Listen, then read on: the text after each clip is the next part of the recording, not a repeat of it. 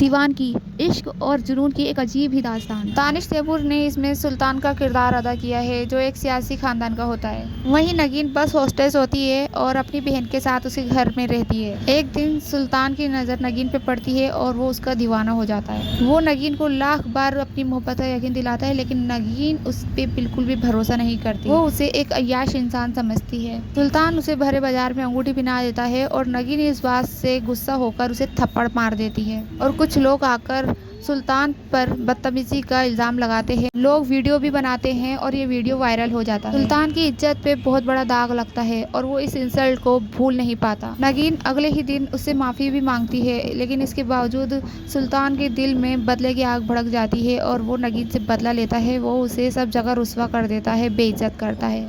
नगीन शहर छोड़ देती है और सुल्तान अपनी कज़िन से शादी कर लेता है। वो अपनी लाइफ में बिजी हो जाता है, लेकिन एक दिन उसे पता चलता है कि ये वीडियो वायरल जो हुआ था वो उसकी कज़िन, जो अब उसकी बीवी है, उसी ने करवाया था। उन दोनों का इसमें झगड़ा होता है और इसमें वो बेहोश भी हो जाती है और हॉस्पिटल पहुंच के वो मर जाती है। सुल्तान की बेटी पैदा होती है, लेकिन उसके घर में इतनी तबाही आ चुकी होती है कि जिस दिन उसकी बीवी का जनाजा होता है उसी दिन उसकी दादी का भी जनाजा उठता है और उसके चाचा भी पैरालाइज हो जाते हैं। सुल्तान का पूरा खानदान एक ही दिन में तबाह हो जाता है। अब इतना कुछ होने के बाद सुल्तान को जिद आती है कि जिसकी वजह से सब कुछ खोया उसे पाकर ही रहेगा, यानी कि वो नगीन की तलाश में जुट जाता है। यहाँ नगीन की शादी हो चुकी है और वो अपने घर में बहुत खुश है। कई सालों के बाद एक दिन सुल्तान नगीन को देख ही लेता है। वो उसके पीछे पड़ जाता है। वो उसके हस्बैंड को जॉब देता है और जॉब की इतनी अच्छी अपॉर्चुनिटी देख के उसका शोहर मना नहीं करता। सुल्तान फिर से नगीन को टॉर्चर करने लगता है। सुल्तान बस ये चाहता है कि एक बार नगीन उसे फिर से मौका दे और वो उसे अपनी जिंदगी में लाना चाहता है। वो उससे बहुत मिन्नतें करता है कि बस उसे एक मौका दे दे, वो उसे बहुत खुश रखेगा। उसे अपने शोहर को छोड़ने का कहता है, लेकिन नगीन ये कभी नहीं मानती।